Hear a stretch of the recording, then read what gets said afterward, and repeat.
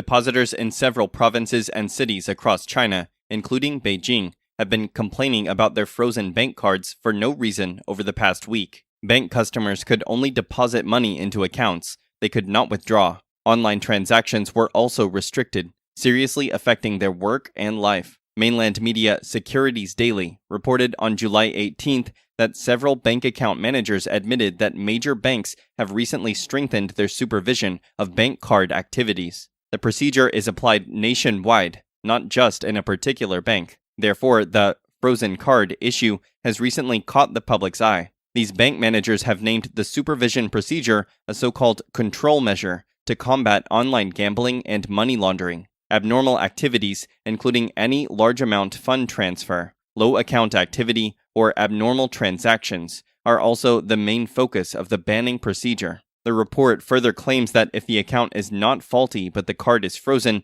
then the cardholder can apply for unlocking at the bank's national branches. However, many cases have exposed the report's opposite. Many merchants and depositors found their cards frozen without conducting any abnormal transactions. In addition, the applying procedures for card unblocking are quite complicated. Li from Hunan province told Sina on July 13th that the local bank branch in Hunan had rejected his unblocking request. The bank in Hunan told him to go to the Hainan branch, where he must repay a loan in time before applying for an unblocking request here. As a result, Li has asked his company to leave several times, traveling back and forth between Hunan and Hainan. Li said that he had to submit relevant information from week to week and spend thousands of yuan traveling back and forth between two places. Meanwhile, the postal bank asked a depositor named Zhao to write down his card's all-money source in detail as he applied for the unblocking request. The requirements sent him in shock.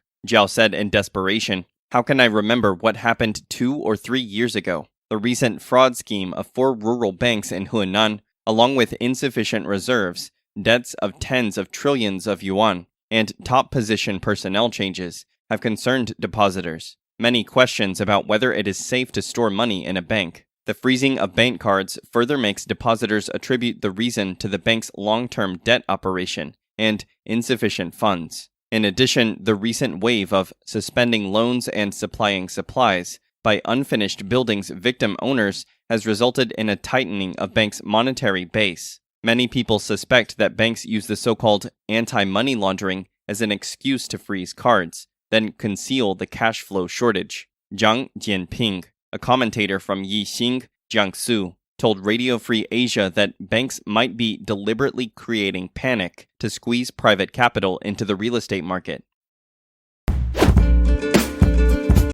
The real estate developers in China failing to hand over homes on time has put homebuyers in a deadlock. Recently, 300 homebuyers have moved their family into the unfinished residential area of Yihefang, Xi'an, Shanxi province. Chinese language media Xintang Rin interviewed some residents of this building. A homebuyer in Yihefang told Xintang Rin that this housing project was suspended at the end of 2014 as its developer got a problem with the capital chain. Fearing that the property developer's bankruptcy would change ownership, more than 300 homebuyers were forced to move into unfinished buildings without water, electricity, and elevators this March. On one hand, they did this to declare their ownership. On the other hand, due to the COVID measures, these poor owners can no longer pay the mortgage fee to the bank. Mr. Wang, a homebuyer in Yihefang, said, "There are still a lot of people living there. Many of them are forced to move there. There is no elevator, no electricity, no water, no natural gas, and no heating."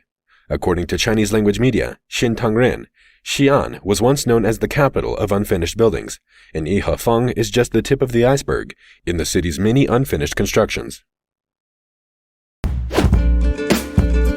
The armed forces of the Russian Federation continue the special military operation in Ukraine.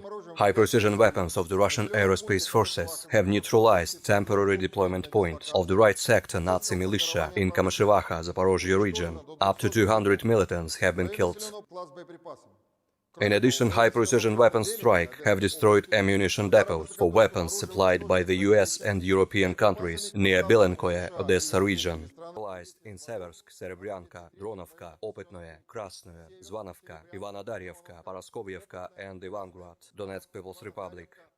Operational tactical and dummy aviation, missile troops and artillery have neutralized 7 command posts, including the 81st Aeromobile Brigade near Kramatorsk, Donetsk People's Republic, 60th Infantry Brigade near Kirova, 128th Mountain Assault Brigade near Vozdvizhenka, Zaporozhye region, 5 ammunition depots in Vasyukovka, Velikaya Novoselka, Donetsk People's Republic, Novoalexandrovka, Zaporozhye region, Okrovskoye, Dnepropetrovsk region, 2 fuel depots near Soledar and Novgorodskaya, Donetsk People's Republic, as well as 197 areas of Ukrainian manpower and military equipment concentration.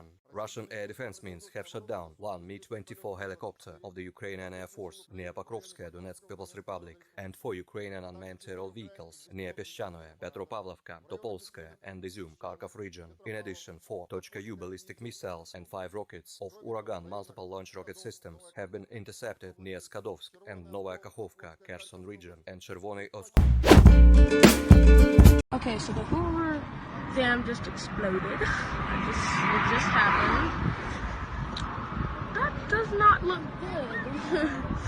That's not good at all. Little update. No one is there. They just sounded the alarm. It's still on fire, smoking a lot. The bridge we're standing on is shaking a lot. Cars down below there. And we saw it explode. It was very big.